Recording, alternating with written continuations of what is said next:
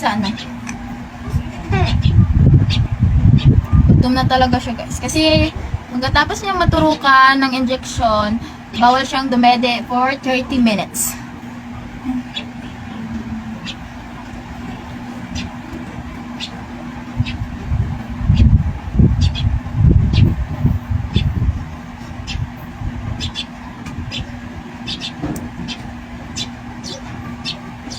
He's not feeling well for today's video natin guys.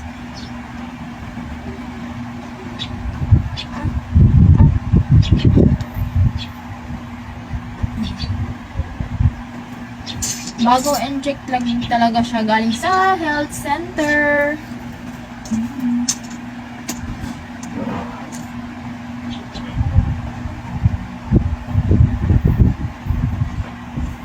Sobrang gutom na talaga si baby kasi 30 minutes bago siya padedeen. Hindi na pala ako nakapag-video guys na injectionan siya dun sa health center kasi wala akong kasama. So ako lang mag-isa at mahirap na. Karga-karga ko si baby tapos yung immunization card niya. Tapos sino mag-video kapag iiyak si baby pag naturukan? So wala. So hindi na ako nakapag-video guys.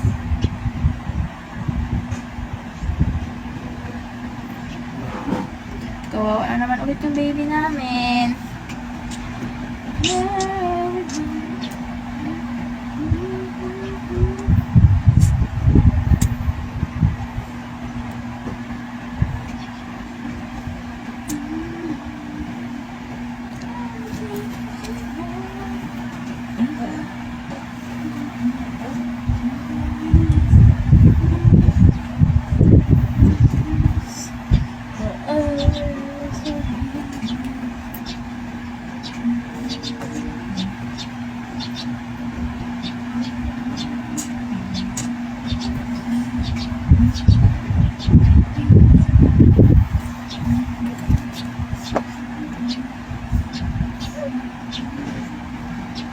Andito na pala ako ngayon sa kwarto guys.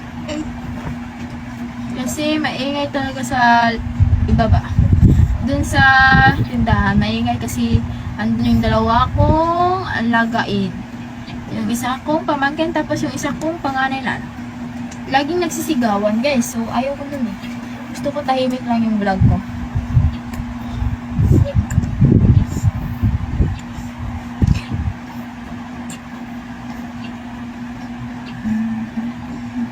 Wala, hindi nga pala ako nakapag-nip tint ngayon guys kasi umiiyak na si baby. Pero maganda pa rin si Mami Tisha niyo.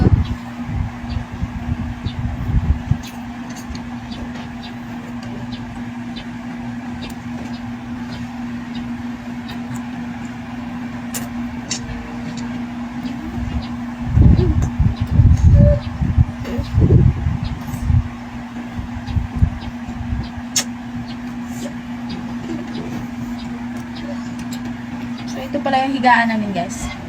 Tatlo kami dito sa isang kama. Asawa ko, ako, tapos si baby. Yung isa ko panganay, katabi siya ng mga mama at papa ko. Kasi hindi kami magkasya dito eh. Maliit lang yung higaan namin. So, sa darating pala guys na March 4, pasensya na talaga kayo kasi hindi ako makapag-video, makapag-vlog sa March 4 hanggang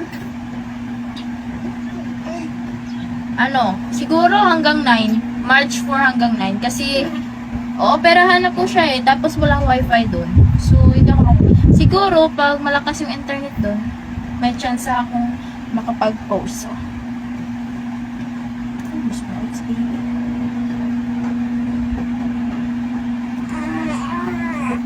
hindi talaga ako makapag-vlog doon siguro guys. Kasi, pagkatapos maoperahan ni baby, hindi mo na siya dito